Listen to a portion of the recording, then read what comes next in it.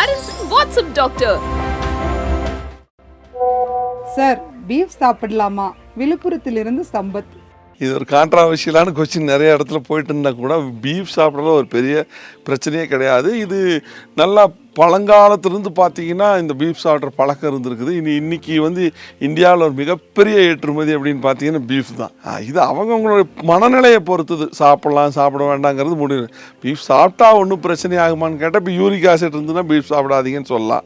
நிறைய கொலஸ்ட்ரால் இருக்கிறவங்க பீஃப் சாப்பிடாதீங்கன்னு சொல்லலாம். இவ்வளோதானே தவிர பட் அதுலேயும் நார்ச்சத்து இருக்குது. கரெக்டாக அதை சமைச்சு நல்லா செக் எண்ணெயில் ஊற்றி சமைச்சு கரெக்டாக அந்த இன்க்ரீடியன்ஸ் யூஸ் பண்ணிங்கன்னா கண்டிப்பாக பீஃப் சாப்பிட்லாம் நார்மலாக இருக்கிறவங்களே. அதே மாதிரி கார்போஹைட்ரேட் தவிர்த்துட்டு நான் பீஃப் சாப்பிட்றாலும் தாராளமாக சாப்பிட்லாம். கார்போஸோட சாப்பிடும்போது சம்டைம்ஸ் அது அந்த யூரிக் ஆசிட் அந்த மாதிரி விஷயங்கள் கொஞ்சம் அதிகமாக இருக்கான வாய்ப்புகள் இருக்குது. இது சாப்பிட்றதுனால எந்த விதமான பிரச்சனையும் கிடையாது. இது அவர்களுடைய தனிப்பட்ட ஒரு விஷயம். ஸோ இது வந்து இப்போ நீங்கள் ஃப்ரெஞ்ச் பீப்புளெலாம் பார்த்தீங்கன்னா டெய்லி பீஃப் சாப்பிட்றாங்க.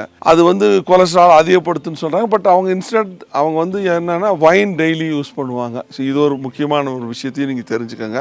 வைன் வந்து ஹார்ட்டில் வந்து நல்ல ஒரு ஃபங்க்ஷனல் ஆக்டிவிட்டியை நல்லா தூண்டி விடக்கூடிய ஒரு அருமையான ஒரு உணவு அப்படிங்கிறது வைன்ங்கிறது திராட்சை வந்து கான்சன்ட்ரேட் பண்ணி அதை ஃபெர்மெண்டேஷன் பண்ணி எடுக்கிற ஒரு விஷயந்தான் நான் ஆல்கஹாலிக் வைன்.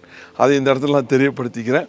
ஸோ வைன் சாப்பிட்றதோட நிறையா பேர் பீஃப் சாப்பிட்றாங்க. பீஃபை செய்யும் போதே வைன் மிக்ஸ் பண்ணி செய்கிற மெத்தடெல்லாம் இருக்குது.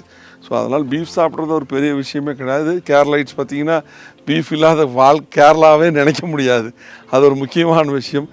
அதெல்லாம் நிறையா இருக்குது. அது அவங்கவுங்களுடைய மதம் சார்ந்த மனம் சார்ந்த விஷயங்களை வந்து நம்ம பெருசாக இதில் இருக்கணும். ஆனால் ஆஸ் அ மெடிக்கலாக நம்ம வந்து சாப்பிட்லாமா இல்லை ஒரு டயட்டிக்கில் இது சாப்பிட்லாமான்னா கண்டிப்பாக சாப்பிட்லாம். நோய்கள் எந்த விஷயமா இருந்தாலும் நமக்கு என்ன நோய்கள் இருக்குது, எந்த நோய்களுக்கு எந்த வகையான உணவுகள் சாப்பிடணும்னு ஒரு மருத்துவர்கிட்ட கேளுங்க. அது வந்து ரொம்ப நல்லாயிருக்கும். அப்படி கேட்டிங்கன்னா உங்களுக்கு சரியான தீர்வு இருக்கும் எப்பவுமே. WhatsApp doctor. வாட்ஸ்அப் டாக்டர் அப்படின்னா என்ன? அனைத்து மருத்துவ சந்தேகங்களுக்கும் மருத்துவர்களிடமே ஆலோசனை பெற உடனே வாட்ஸ்அப் பண்ணுங்க.